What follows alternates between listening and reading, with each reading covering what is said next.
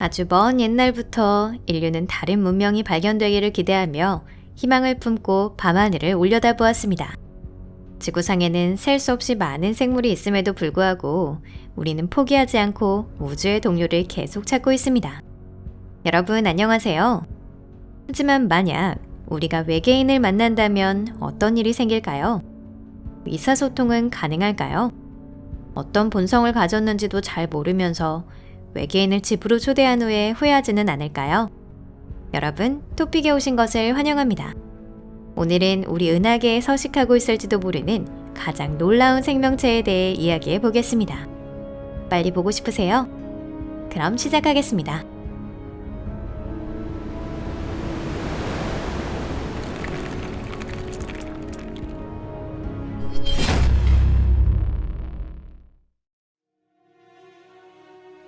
생명이란 무엇인가? 가장 먼저 생명이란 무엇인가를 정의할 필요가 있습니다.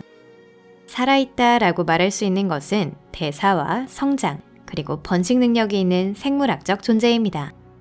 또한 아리스토텔레스는 무생물과는 달리 생물은 명확하고 엄밀한 구성과 조직에 의해 특징 지어진다고 말합니다. 생물이 계속 생존하기 위해서는 일정한 조건이 갖추어져야 합니다. 지구가 가진 조건은 그러한 생명의 발달에 이상적입니다. 여기에는 물, 빛, 그리고 충분한 양의 열이 있습니다. 그것은 지구가 이른바 해비터블 존, 생명의 거주 가능 구역에 위치해 있기 때문입니다. 우린 마치 로또에 당첨된 것과 같습니다. 왜냐하면 가장 가까운 항성까지의 거리가 이상적이며 너무 가까워서 수처럼 타버릴 정도도 아니고 너무 먼 탓에 꽁꽁 언 고드름이 될 정도도 아니기 때문입니다. 지구 생물이 가진 능력. 이렇듯 생명은 특정 조건 하에서만 존재할 수 있고 그 조건은 완벽해야 한다는 것을 알 수 있습니다. 그런데 사실 꼭 그렇지만은 않은데요. 많은 지구상 생물들조차 모든 생물학의 법칙이나 쾌적성에 대한 고정관념을 깨고 있습니다.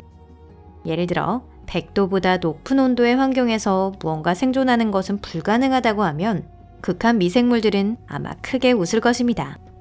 또 산소 없이는 살 수 없다고 하면 현기성 생물들은 넌 머리가 이상한 거 아니니? 라는 말을 할 것입니다.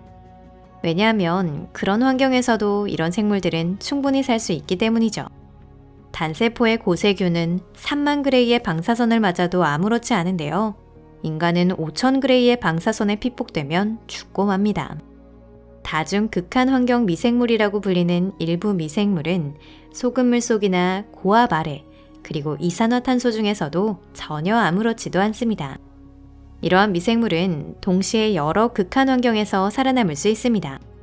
세상이 멸망한다고 해도 살아남는 것이 있다면 아마 이런 생물들일 것입니다. 그래도 여러분은 이렇게 말씀하실지도 몰라요. 그래봤자 어차피 미생물일 뿐이잖아. 뇌도 없는 데다가 신경계조차 제대로 된 게 하나도 없다고. 아무 쓸모없는 하찮고 별 볼 일 없는 생물이야. 하지만 지구상에는 물리학이나 생물학의 법칙을 뒤집을 만큼의 더 큰 생명체가 존재합니다.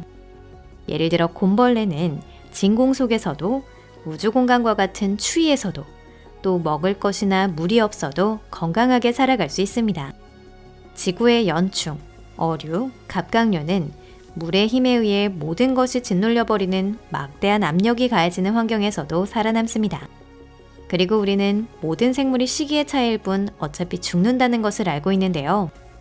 그런데 이때 홍해파리는 과연 그럴까? 라고 대답합니다. 이 해파리는 영원한 젊음을 유지하기 위해 미용주사를 맞을 필요가 없습니다. 왜냐하면 홍어파리는 성숙한 개체의 모습이 되면 폴립으로 돌아와 새로운 생명의 사이클을 다시 시작하기 때문입니다. 무슨 말씀을 드리고 싶은 것이냐면 만약 지구상의 생명이 불가능한 것을 극복할 수 있다면 다른 행성에서도 그렇게 하는 것이 불가능할 리가 없다는 것입니다. 어떤 생물이 태양계에서 살 수 있을까? 인터넷에서는 외계 생명에 관한 증거를 많이 발견할 수 있습니다. 자세한 것은 생략하고 환상이 있는 분들을 위해서 간결하게 말하자면 외계 생명이 존재한다는 확실한 증거는 현재로서는 없습니다. 그러니 과학의 법칙만을 논거로 해서 다른 생명체에 대해 공상할 것을 제안하고 싶습니다. 너무 넓게 생각하지 말고 만약 우리의 가장 가까운 이웃이 될 수 있는 사람이 있다면 누구일까 생각해 볼게요. 금성에는 지구와 마찬가지로 가혹한 조건을 견딜 수 있는 미생물이 서식하고 있을 가능성이 있습니다. 금성은 아주 고온이면서 유독 가스로 가득하지만 일부 미생물은 금성 대기 중에서 살아갈 수 있습니다. 또 우리는 오랫동안 화성에서 생명의 흔적을 계속 찾아왔는데요. 지금은 이 가까운 이웃들이 우리와 접촉할 생각이 없는 것 같지만 어쩌면 내일이라도 마음이 바뀔지도 모릅니다. 한편 목성의 위성에 생명이 존재할 가능성은 아주 높습니다. 이 거대 가스 행성 자체가 위성 시스템 전체를 만들어냈는데 그 위성 하나하나에 독특한 특징이 있습니다. 유로파 얼음지각 아래에는 액체의 물바다가 숨겨져 있습니다. 그리고 고온의 핵이 액체를 따뜻한 온도로 유지해서 생물 구성 요소인 물로서의 역할을 할 수 있게 해줍니다. 생물이 살기에 나쁘지 않은 곳이죠. 유로파 생물은 지구의 물고기나 뱀, 지렁이, 해파리와 비슷할 가능성이 있고 거대한 크기로 성장할지도 모릅니다. 그리고 토성의 위성 타이탄도 오랜 세월 과학자들의 마음을 어지럽혀 왔는데요. 타이탄은 태양계에서 유일하게, 물론 지구를 제외하고 강이나 호수가 있는 천체입니다. 단 조금 다른 점이 있어요. 바로 타이탄의 수역이 액체인 메탄과 에탄으로 구성되어 있다는 것입니다. 모래사장을 만들기엔 그다지 좋은 장소가 아니죠.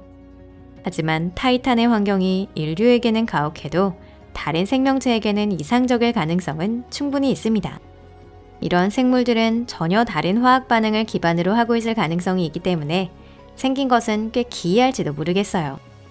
멀리 떨어진 해왕성이나 천왕성은 별로 탐색되지 않았지만 그렇다고 해서 우리를 놀라게 할 만한 것이 아무것도 없다고는 할 수 없습니다. 거대 얼음 행성에 살아있는 박테리아나 더 복잡한 생물이 숨겨져 있을 가능성도 있죠.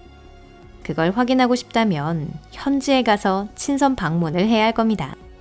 현재 지구는 태양계의 오아시스입니다.